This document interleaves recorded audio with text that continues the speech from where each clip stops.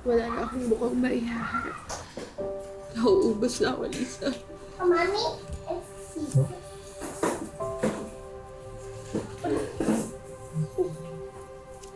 Kinakaya ko lahat. Pero puro kamalasan na yung dumadating sa amin. Gusto ko lang sumuko. Makukuha mo bang sumuko para sa anak mo? Hindi, di ba? Kailangan ka ni Wengay. Kailangan niya ng aruga ng isang ina. Bagay na ikaw lang ang makakapagbigay sa kanya. Ma, hindi pa ako. Halagaan kita. Tubuhayin kita. Kahit mag-isa lang ako. Wait. Dapat kasi hindi mo sinusulo to eh. Dapat tumutulong din si Samuel. May responsibilidad siya bilang ama ng anak niya. Okay.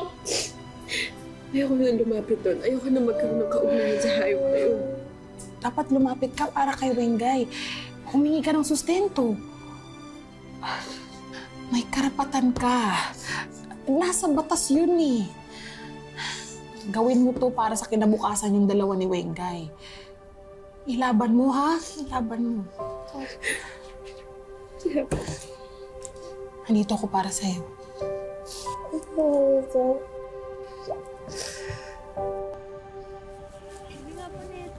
Ayan, sige.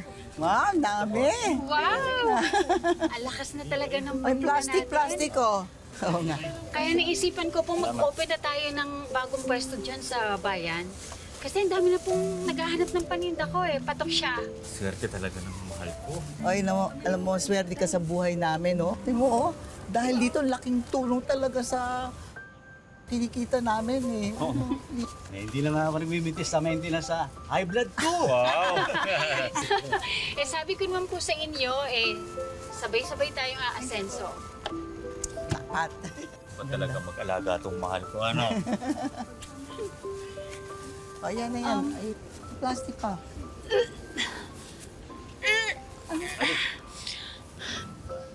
Okay lang ako. Alam mo, pinakain ka ba? Okay lang ako. May gusto sana ako sabihin sa'yo eh. Gusto sana kitang surpresahin. Sorpresa? Buntis ako. Nag-pregnancy test ako, positive. Magiging tatay ka na ulit. Swerte ko talaga sa'yo, mahal. Buti na lang talaga ikaw ang pinili ko. Hindi ko alam kung gano'n mo ako napasaya. Sabi ko na nga, magiging lolo na ulit ako.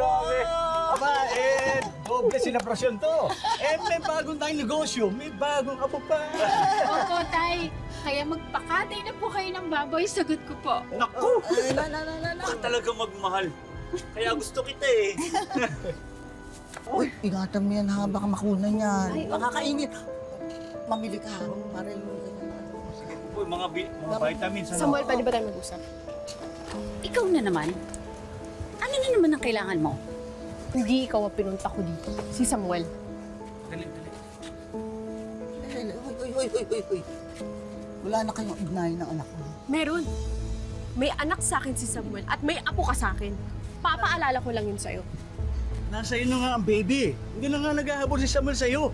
Ano ba bang kailangan mo? Ang nararapat.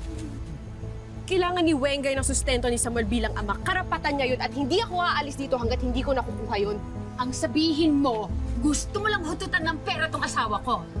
Pwes, ngayon pa lang, sinasabi ko sa'yo, ni Katiting, wala kang makukuha kahit 5. Baka nakakalimutan mo, Alice, ikaw ang nang-agaw, ikaw ang ahas. Tama na, umalis ka na! Lumayas ka na, ha? Puros kamalasan ang dinadala mo sa buhay namin. Malas ka! Lumayas ka! Hindi ako aalis dito hanggat hindi ko nakukuha ang karapatan ng anak ko.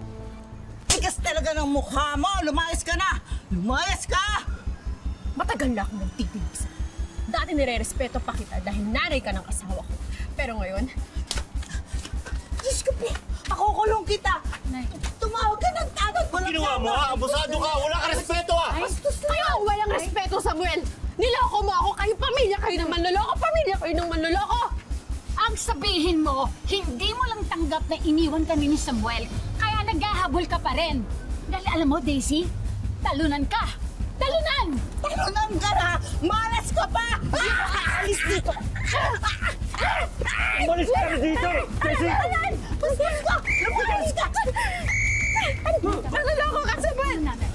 Hindi ako nagugulo, yan ang gugulo dito eh!